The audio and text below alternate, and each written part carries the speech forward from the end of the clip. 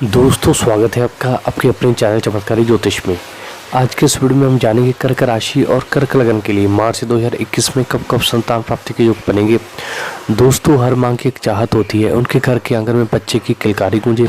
हर माँ चाहती है उसे भी संतान प्राप्ति हो, लेकिन कुंडली में मौजूद ग्रह दोषों से संतान प्राप्ति नहीं होती है।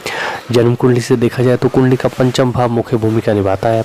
पंचम भाव में जितने ग्रह हों और जितने ग्रहों की दृष्टि हो तो उतनी संख्या में संतान प्राप्ति होती है। पुरुष ग्रहों के योग से पुत्र और स्त्री ग्रहों के योग और दृष्टि से कन्या संतान की प्राप्ति होती है। पंचम भाव में सूर्य पर शुभ ग्रहों का प्रभाव हो तो 3 पुत्रों का योग बनता है।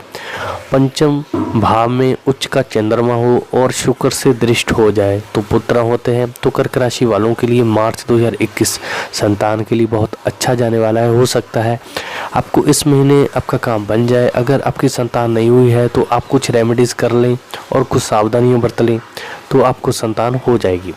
अगर आपकी संतान हो चुकी है तो इन उपायों से वो जीवन में खूब तरक्की करने वाली है। तो कर्क राशि के जातकों के संतान पक्ष की बात करें तो उनके लिए ये समय सामान्य से बेहद अच्छा रहेगा, क्योंकि आपको कई ग्रहों की शुभ दृष्टि का शुभ प्रभाव प्राप्त होगा। हालांकि महीने की शुरुआत कुछ कमज़ोर रह सकती है। ऐसे में आप अपनी सेहत का ख्याल रखें, जितना संभव हो अपने आप को तंदुरुस्त रखने का प्रयास करें।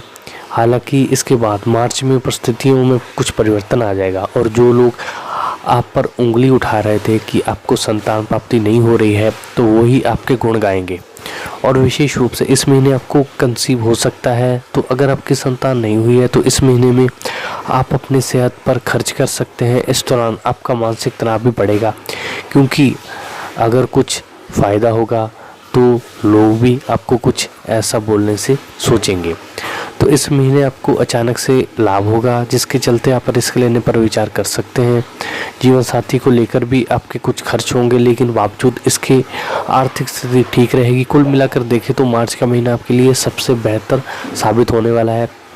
तो कर्क राशि के विवाहित जातकों को इस समय मिश्रित परिणाम प्राप्त होंगे, क्योंकि इस समय कई ग्रहों की बदलती चाल गोचर स्थिति आपके शादीशुदा जीवन में तनाव की उत्पत्ति करेगी।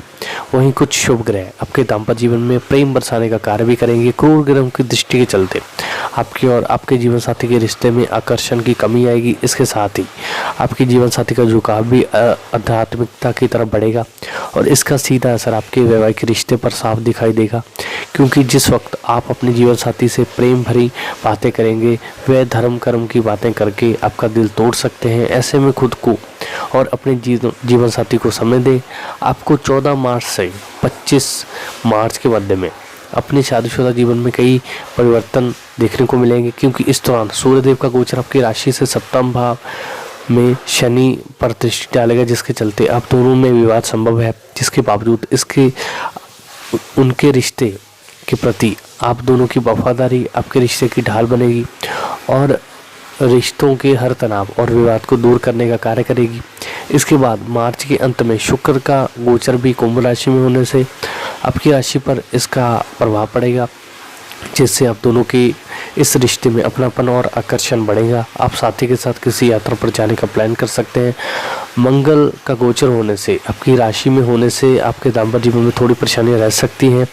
वहीं यदि आप और आपका जीवन साथी एक साथ व्यवहार करते हैं तो आप दोनों के लिए ये गोचर अच्छा रहने वाला है। यदि आपके दाम्पत्य जीवन की बात की जाए तो इसमें आपको अच्छे फल प्राप्त होंगे, क्योंकि इस समय शनि और गुरु बृहस्पति आपकी ही राशि से सप्तम भाव में विराजमान रहेंगे, जिस समय आपको दाम्पत्य जीवन में मिले जुले परिणाम मिलेंगे।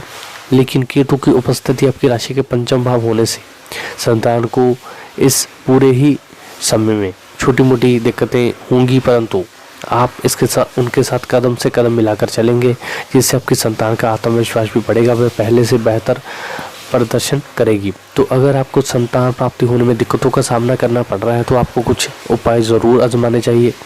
तो पहली बात, अगर आपकी कुंडली में आपकी पंचमेश की स्थिति अच्छी है, मीन्स वो कमज़ोर स्थिति में है, तो उसका आप रत्न धारण कर सकते हैं। अगर वो 6, 8, 12 में है या पाप ग्रहों के प्रभाव में है तो आप उसका दान कर सकते हैं।